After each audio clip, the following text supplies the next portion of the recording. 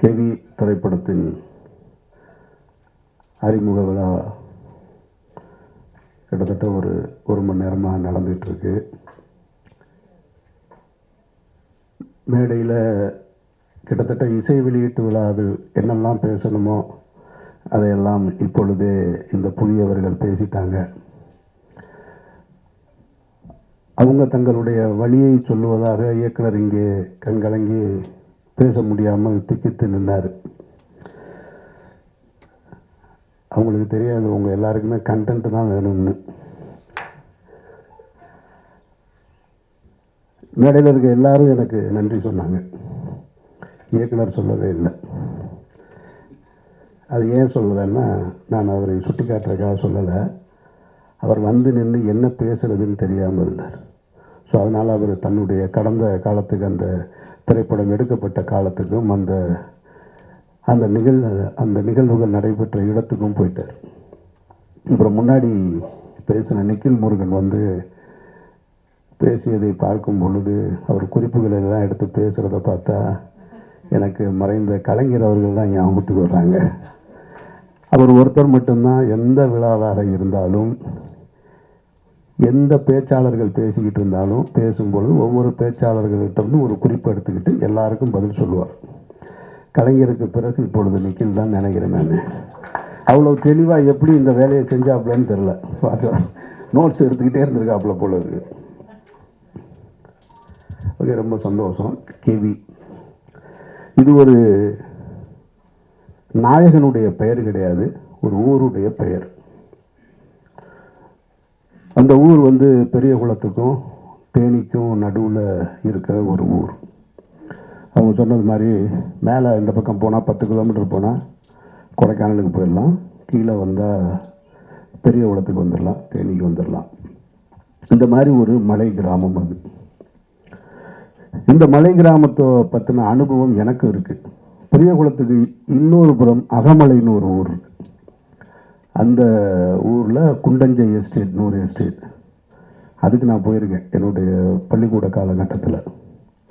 கிட்டத்தட்ட அது இப்படி போகும், மேலே குதிரையில் தான் போகணும். அதில் ஒரு கிட்டத்தட்ட 2 மணி நேரம் பயமாக இருக்கும். குதிரை எப்போ வேணாலும் விழுந்துருமோன்ற அச்சம் இருக்கும். குதிரையில் தான் அந்த மூடைகளை கட்டிட்டு போவாங்க.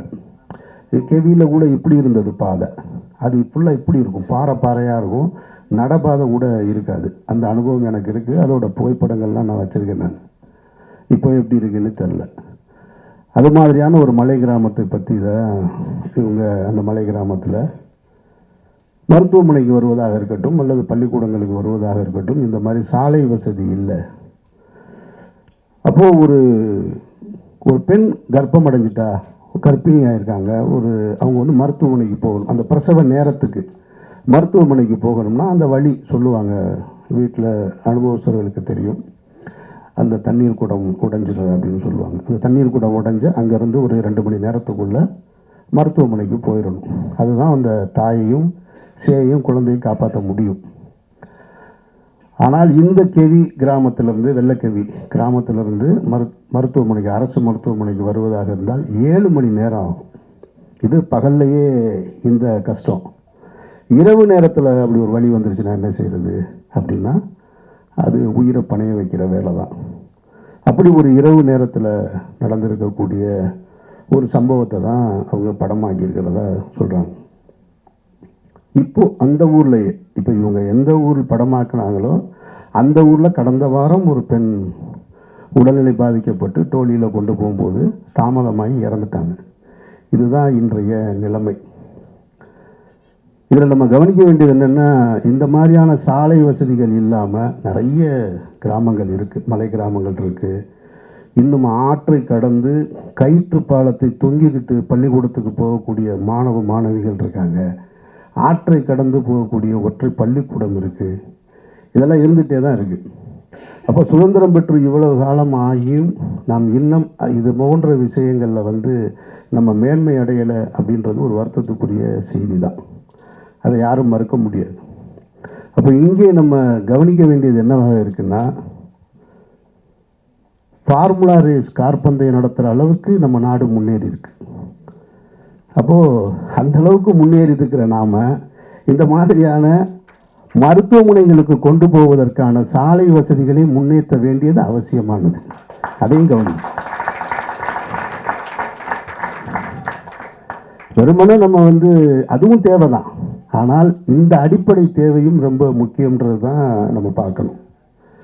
அப்போ அப்படி ஒரு சூழலில் தான் அவங்க ஏன் உங்ககிட்ட இந்த வழியை சொல்கிறேன்னு எல்லாரும் சொன்னாங்க, ஊடக நண்பர்களை பார்த்து சொல்கிறாங்கன்னா, இந்த செய்தியை நீங்கள் கடத்தணும், அரசுக்கு கொண்டு போய் கடத்தணும் அப்படின்றது தான் அவங்களுடைய நோக்கம். அதுக்கு தான் நான் ஒரு ஸ்பீக்கர் ஆகி நிற்கிறேன். நான் அவர்கள் சொல்ல நினைப்பதை என்னுடைய வாயிலாக நான் உங்ககிட்ட சொல்கிறேன். நிச்சயமாக இப்போது ஜெய் பீம்ன்ற ஒரு திரைப்படம் வந்தது. அந்த திரைப்படத்தை பார்த்ததற்கு பின்னால் தமிழக அரசு உடனடியாக தலையிட்டு இருளர்களுக்கான அவருடைய வாழ்க்கையை மேம்பட செய்வதற்கான பட்டா வழங்குவது இதெல்லாம் நடந்தது. அது மாதிரியாக கெவி திரைப்படமும் ஒரு சூழலை ஏற்படுத்தும், அவர்கள் வாழ்க்கையில் மாற்றத்தை ஏற்படுத்தும்னா அப்படி ஒரு சூழல் நடக்கணும்னு நானும் வேண்டிக்கிறேன். உங்களுக்கு அந்த நன்றியை செலுத்த. அப்போ தமிழக அரசின் கவனத்துக்கு இந்த கெவி திரைப்படத்தையும் கொண்டு போக வேண்டியது அவசியமாக இருக்கின்றதான் மறுக்க முடியாத உண்மை. இதில் இன்னொரு சிக்கல் இருக்குது. அதை படக்குழுவினர் யாரும் தப்பாக நினச்சிக்க கூடாது. அதாவது ஒரு திரைப்படம் என்பது அது ஒரு மெயின் ஸ்ட்ரீம் மீடியா. திரையரங்குக்கு லைட் அமர்த்திட்டு எதுக்கு இவ்வளோ ஸ்பீக்கர்ஸ் வச்சுருக்காங்க அப்படின்னு சொன்னால் அவங்க ஒன்றை உணர்வதற்காகத்தான். முன்ன மாதிரி இல்லை. இப்போல்லாம் 5.1 7.1 டால்பி ஸ்டீரியோ எல்லாம் வந்ததுக்கு பின்னாடியே அந்த திரைப்படம் இந்த தாக்கத்தை தனக்கு ஏற்படுத்தணும் அப்படின்றது. இப்போ நீங்கள் படப்பிடிப்பு தளத்தில் நான் கஷ்டப்பட்டேன், அங்கே ரொம்ப சிரமம் இருந்தது, நாங்கள் வேதனைகளை அனுபவித்தோம், கண்ணீரை அனுபவித்தோம் அப்படின்னு சொல்லுவதால் மட்டும் அது கடந்துடாது ஆடியன்ஸுக்கு.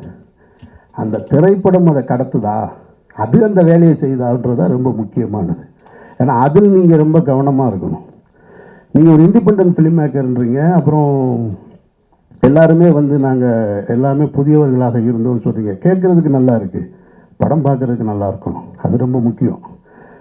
ஏன்னா இந்த நாட்டில் வாச்சாத்தின்னு ஒரு நிகழ்வு உங்களுக்கு எல்லாருக்குமே தெரியும். 18 பெண்கள் பாலியல் வன்முணர்வு செய்யப்பட்ட ஒரு கொடுமை. அதுக்கு 30 ஆண்டு கால போராட்டத்துக்கு பின்னாடி இப்போ தான் தீர்ப்பு வந்தது, உங்கள் எல்லாருக்கும் தெரியும், பத்திரிகையாளர்களுக்கு. ஆனால் வாச்சாத்தி மையப்படுத்தி ஒரு திரைப்படம் வந்தது, பார்க்க முடியாது, ரொம்ப நேரமாக நம்ம போர் அடிக்கும். அந்த வழி நமக்கு உணரவே முடியாது. அப்போ மேக்கிங்கில் ஃபிலிம் மேக்கிங்கில் கொஞ்சம் அமெச்சூராக இருக்கும். அப்போ அது போன்று இருந்து விடக்கூடாதுன்றதில் ரொம்ப கவனமாக இருக்கணும் நீங்கள். இதை ஏன் நான் உங்ககிட்ட இந்த இடத்துல சொல்கிறேன்னா, திரையரங்குக்கு வந்ததுக்கப்புறம் நீங்கள் அதை பற்றி பேசி பிரயோஜனமே கிடையாது. உங்களுடைய திரைப்படத்தினுடைய ஒரு காட்சியை, ஒரு முன்னோட்டத்தை எனக்கு அனுப்பிச்சிருந்தீங்க. அதில் பார்த்தே 2 தேவையில்லாத 2 ஷார்ட்ஸ் இருக்குது என்னுடைய பார்வையில். அது ஒரு ஹீரோவை முன்னிலைப்படுத்துவது போல். அது இந்த இடத்துக்கு கொண்டு சேர்க்காது. இவங்க அந்த மாதிரி நிறைய பார்த்துட்டாங்க. இவங்களுக்கு எல்லாம் தெரியும் யார் யாருக்கு என்ன ஷார்ட் வைப்பாங்கன்னு முன்னாடியே சொல்லிடுவாங்க, படம் பார்க்குறதுக்கு முன்னாடியே. அதனால் அதையெல்லாம் தவிர்த்துட்டு நீங்கள் படம் முடிகிறதுக்குள்ளே, படம் காப்பி ரெடியாக ரிலீஸ் பண்ணுறதுக்குள்ளே ஒரு தடவை இப்போ என்னை இந்த விழாவுக்கு அழைத்தது போல் உங்கள் பிஆர்ஓ மூலமாக இன்னும் சில நல்ல இயக்குநர்கள் இருக்காங்க, அவர்களை அழைத்து படத்தை போட்டு காமிச்சு, சார் இதில் எந்தெந்த இடம் வீக்காக இருக்குது, இல்லை எதை எப்படியாவது என்ஹான்ஸ் பண்ண முடியுமா, தேவையில்லாத காட்சிகள் எது எது ரிப்பீட் மோடில் இருக்குது, இதையெல்லாம் பார்த்து கொண்டு போய் சேர்க்க வேண்டியது உங்கள் பொறுப்பு. அப்படி சேர்த்திங்கன்னா தான் நீங்கள் பட்ட கஷ்டம் போய் சேரும். அதை நீங்கள் புரிஞ்சுக்கங்க, அதை தவறாக எடுத்துக்க வேணான்றது தான் என்னுடைய கருத்து. ஏன் அப்படி சொல்கிறேன்னா, சினிமா மெயின் ஸ்ட்ரீம் மீடியா தான் ரொம்ப முக்கியமானது.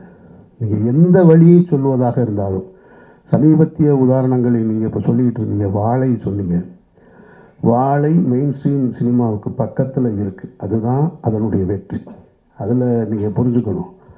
ஆனால் பக்கத்தில் இருக்கக்கூடிய கொட்டுக்காளின்ற திரைப்படம் அது ஃபெஸ்டிவல் சினிமா, அதை நல்லா புரிஞ்சுக்கணும். அது மெயின் ஸ்ட்ரீம் சினிமா கிடையாது. அதுக்காக அது நல்ல படம் இல்லைன்னு அர்த்தம் இல்லை. அது ஃபெஸ்டிவல் மோடுக்காக தயாரிக்கப்பட்ட ஒரு படம். அப்போ ஃபெஸ்டிவல் மோடுக்காக தயாரிக்கப்பட்ட ஒரு திரைப்படத்தை, பல சர்வதேச விருதுகளை பெற்ற ஒரு திரைப்படத்தை இங்கே கொண்டு நீங்கள் சக மெயின்ஸ்ட்ரீம் மீடியாவோட போட்டி போட வைப்பது என்பதே அது ஒரு வன்முறை தான். அது எனக்கு ஏற்புடையதல்ல. அப்படி ஒரு படத்தை கொண்டு போட்டி போட வைக்கவே கூடாது. அது தேவையற்ற வேலை. சர்வதேச விருது வாங்கின ஒரு திரைப்படம், பாராட்டுக்களை பெற்ற ஒரு இயக்குனரை இங்கே ஒரு 150 ரூபா கொடுத்துட்டு வெளியில் வரும்போது ஒருத்தர் இப்போ தான் யூடியூப் நிறையா வந்துருச்சு இல்லையா, யூடியூப் வந்துட்ட காரணத்தினால என்ன பண்ணுறாங்கன்னா, நாங்கள் படமாக எடுத்து வச்சுருக்கோம், நம்ம அதை பார்க்குறோம். 2 நாளாக நான் பார்த்துட்ருக்கேன். அந்த டைரக்டரை பார்த்தா நான் வெட்டுவேன் அடிப்பேன் அப்படின்லாம் சொல்கிறேன்.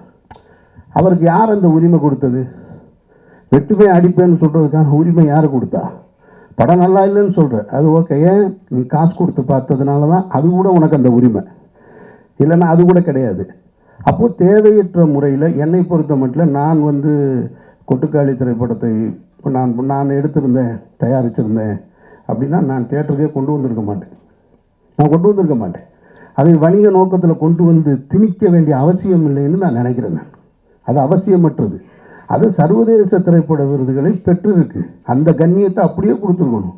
அதனுடைய தயாரிப்பாளர் ஒரு பிரபல நடிகராக இருக்கிறாரு. அவர் நிச்சயமாக அவருடைய இன்ஃப்ளூயன்ஸை வச்சு அவர் ஓடிடி தளத்துக்கு வித்திருந்திருக்காங்க. அதோட போட்ட முதலீடை எடுத்துகிட்டு பிரச்சனையை முடிச்சிருந்தா தேவைப்படுறவங்க அந்த படத்தை போய் ஓடிடியில் பார்த்துருப்பாங்க. இப்போ நீ கொண்டு போய் 1000 ரூபா பணத்தை கொடுத்துட்டு குடும்பத்தோடு போய் எனக்கு பாட்டு இல்லை, ஓப்பனிங் சீன் இல்லை, மியூசிக் இல்லை, இன்டர்வல் பிளாக் சரியாக இல்லை, எண்டு ப்ராப்பராக இல்லைன்னு சொல்ல வேண்டிய அவசியம் எங்கே ஏற்படுது? நான் பாக்கெட்லேருந்து காசு எடுத்து கொடுக்கும்போது வருது. அப்போ அது தேவையற்றது. அப்போ மெயின் ஸ்ட்ரீம் சினிமாவுக்கு என்ன சொல்லணும், ஃபெஸ்டிவலுக்கு என்ன சொல்லணுன்றது நம்ம தெரிஞ்சு வச்சுக்கணும். அதை விட்டுவிட்டு நான் ஃபெஸ்டிவலுக்கு எடுத்த மூடில் படத்தை எடுத்துகிட்டு நாளைக்கு கெரியாக கூட இருக்கலாம், இதே படத்தை கொண்டு வந்து நீங்கள் மெயின் ஸ்ட்ரீமில் கொண்டு வந்து வச்சுட்டு என்ன ஆடியன்ஸ் பார்க்க மாட்டேன்றாங்க அப்படின்னு சொல்லக்கூடாது. அது ஏற்புடையது கிடையாது. அந்த வகையில் ஏன்னா அதுதான் சமீபத்திய உதாரணமாக தான் நான் அதை வச்சு தான் இந்த கெவியையும் சொல்கிறேன். அந்த மாதிரி உங்களுடைய திரைப்படத்தையும் அதுபோல் மக்களுக்கு கொண்டு போய் சேர்க்கக்கூடிய திரைப்படமாக ஆக்கித்தர வேண்டிய பொறுப்பு உங்களுக்கு இருக்குது. அப்புறம் இங்கே நிறைய இருக்குது இந்த மாதிரி சாலை வசதி இல்லாமல் இந்தியா ஏசியன் கேம்ஸ் நடத்துறது, அப்புறமா இன்னும் அடுத்து ஒலிம்பிக் கூட கேட்டிருக்காங்களாம். இவங்க ஒலிம்பிக்கு கேட்டிருக்கதா சொல்கிறாங்க. ஆனால் வெளிநாட்டு அதிபர்கள் வரும்பொழுது குடிசையை பூரா பச்சை போட்டு மறைப்பாங்க, நெட்டு போட்டு மறைச்சிக்கிட்டு இருப்பாங்க. ஆனால் இவங்க ஒலிம்பிக் ஆசியன் கேம்ஸ் நடத்துறதுக்கு கிராமங்களை உருவாக்கணும். அப்போ அதுக்கு ஒரு கிராமங்களே உருவாக்குறாங்க. ஒரு விளையாட்டுக்கு ஒரு கிராமங்களை உருவாக்குகிற ஒரு நாடு உண்மையான கிராமத்திற்கு சாலை வசதி ஏற்படுத்தி தர வேண்டும் என்பது மிக மிக அவசியமானது. அதை நம்ம கேட்க வேண்டிய பொறுப்பு நமக்கு இருக்குது. அதை இந்த திரைப்படத்தின் மூலமாக நீங்கள் கேட்டதாக நான் உணர்றேன். நான் அப்புறம் இந்த படத்தின் தயாரிப்பாளர் இங்கே ஒன்று சொல்லும்போது சொன்னார், என்னை எதுக்கு நடிகை கூப்பிட்டாங்கன்னு தெரிலன்னு. ஒரு இயக்குனர் ரொம்ப புத்திசாலித்தனமான வேலையை தான் செஞ்சுருக்கார், நான் நம்புகிறேன். நான் எனக்கு தெரியும் இந்த மாதிரியான திரைப்படங்களை எடுக்கும்போது ஒரு ஆர்வத்தில் எடுத்துருவாங்க. அப்புறம் ரிலீஸ் டைமில் வரும்பொழுதே போப்பா ஒன்றும் பிஸ்னஸ் இல்லை, அது இல்லை. அப்புறம் நீங்கள் சொன்னீங்க வியாபாரத்துக்கு உண்டான முகங்கள்னு, அப்படிலாம் முகம்லாம் இல்லைங்க. எந்த முகம் நடித்தாலும் வியாபாரம் இல்லை, அது வேறு பிரச்சனை. அவர் தெளிவாக தேர்ந்தெடுத்திருக்காரு. சரி, குறைந்தபட்சம் ஒரு கதாபாத்திரமாக போட்டோம்னா தேட்டர் வரைக்கும் நம்ம கூட நிற்பார். அது ஒரு சாதுரியம் தான், அது தப்புன்னு சொல்ல முடியாது. அது ஒரு புத்தி சாதுரியம் தான். அதை சரியாக செய்யும் பொழுது அவரும் பயனடைகிறாரு, நீங்களும் பயனடைகிறீங்க. அதனால் எல்லாமே சரியான நிகழ்வாகத்தான் நடந்திருக்கிறதா நம்ம பார்க்குறோம். மற்றபடி உங்களுடைய உழைப்பு, நீங்கள் கண்ணீர் சிந்த வேண்டிய அவசியம் இல்லைன்னு நான் நினைக்கிறேன். நான் ரொம்ப மெனக்கெட்டிருக்கீங்க, ஒரு டீம் கஷ்டப்பட்டு வேலை செஞ்சுருக்கீங்க. உங்களுடைய கஷ்டம் எல்லாமே மைக்கில் பேசுகிறதுனால எதுவும் சரியாயிடுது.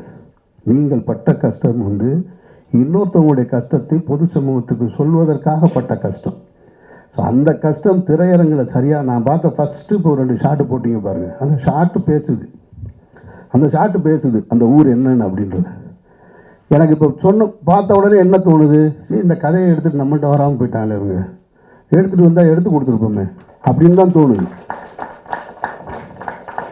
நான் நகரத்தில் வளர்ந்தவன், நான் மதுரைன்ற நகரத்தில் வளர்ந்தவன். எனக்கு கிராமங்கள் தெரியும். ஆனால் கிராமத்தில் இருக்கக்கூடிய வழி என்னன்றது அதெல்லாம் அவ்வளவுலாம் நான் வளரலை. நான் ரொம்ப சின்ன வயசில் ரொம்ப ஜாலியாக சுற்றிக்கிட்டு இருந்த பையன். நான் காலேஜ் வர வரைக்கும் ரொம்ப ஜாலியாக இருந்தேன். நான் அதனால் நான் பார்த்த விஷயங்களே அங்கங்கே அந்த கிராமம் அது இதுன்னு எனக்கு இருக்கிற சினிமா அனுபவத்தை வைத்து, நான் பார்த்த சினிமா அனுபவத்தை வச்சு எனக்குன்னு ஒரு கதையை உருவாக்கி நான் திரைப்படம் எடுத்து வச்சுருக்கேன். இது நான் பார்க்கலை. இப்போ இந்த ஃபஸ்ட்டு ஷாட்டு பார்த்த உடனே ஆக நம்ம பண்ணியிருக்கலாம் இந்த படம் அப்படின்னு தோணுச்சு.